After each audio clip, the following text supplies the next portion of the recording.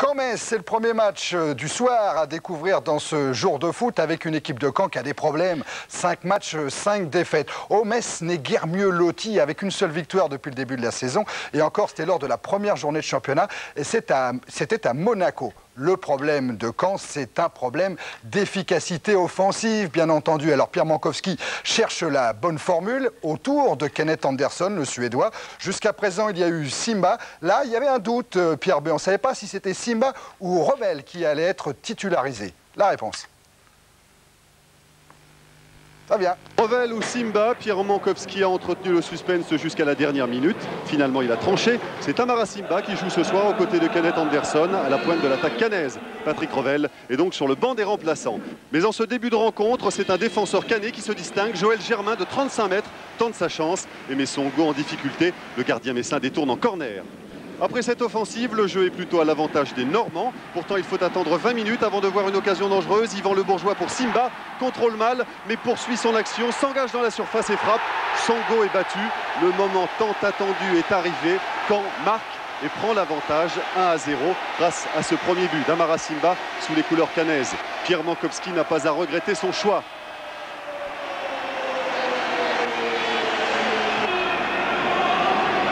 La réaction de Metz est immédiate avec cette action sur le côté droit, centre de Terrier, reprise de Pires, mais Dutruel a le bon réflexe du bout des pieds, il détourne en corner.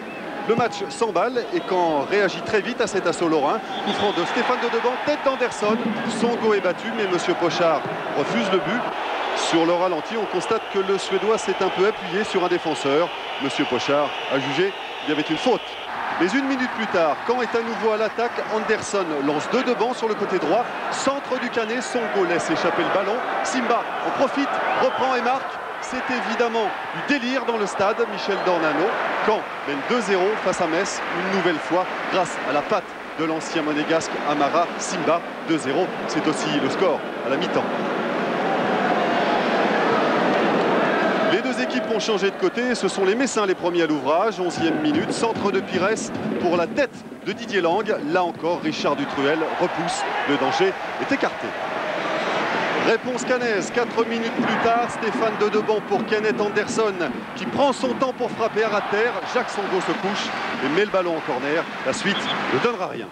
Un quart d'heure après, nouvelle occasion pour Metz. Ichoua, rentré en cours de jeu, lance David Zitelli.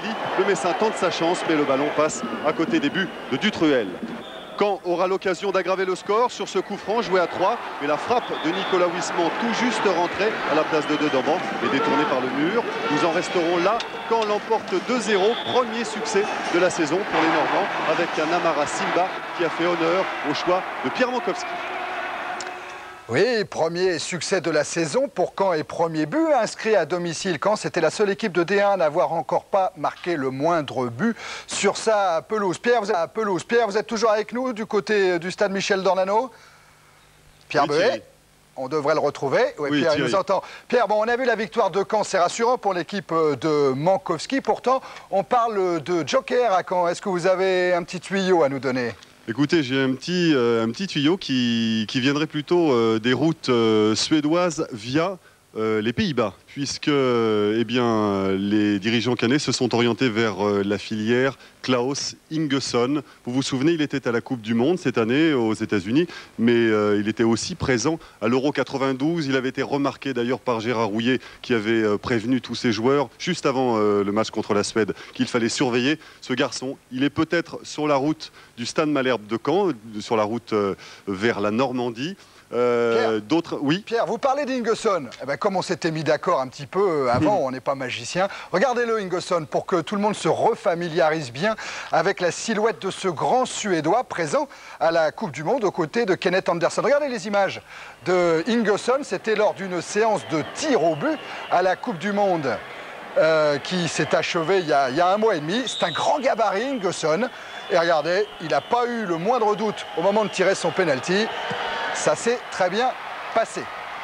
Pierre, on a une échéance à donner pour la venue d'Ingesson, non? Non, pour le moment, pas d'échéance. Ce qu'on peut dire en tout cas, c'est que la piste est vraiment sérieuse parce que l'agent de Klaus Ingesson, c'est aussi l'agent de Mostovoy, d'Anderson et de Jonk. Ah voilà, des gens qui ont beaucoup travaillé avec Pierre Mankowski. Donc peut-être l'arrivée d'Ingesson au Stade Malherbe. Merci Pierre, on enchaîne nous avec...